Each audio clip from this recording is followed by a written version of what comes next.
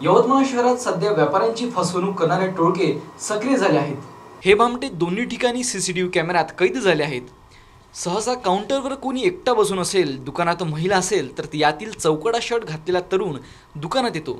कधी कधी हे दोघे दुकानात येतात, काहीतरी वस्तू घेतो, 2000 रुपयांची नोट देतात, नंतर भावावरून वाद घालतात। दुकानदार वाद नको म्हणून त्यांना घेतलेले पैसे परत देतो। पैसे परत देऊनही ते दुकानदारांशी बोलत राहतात किंवा वाद घालत राहतात। नंतर वस्तू नको म्हणून 2000 रुपये परत मागतात। आपण आत्ताच तर परत दिले असे सांगितले तर सर्व खिसे खाली करून दाखवतात। आम्ही काय तुम्हाला फसवून घर बांधणार का, असे काहीतरी प्रश्न करतात। वाद घालून 2000 रुपये उकळून पोबारा करतात।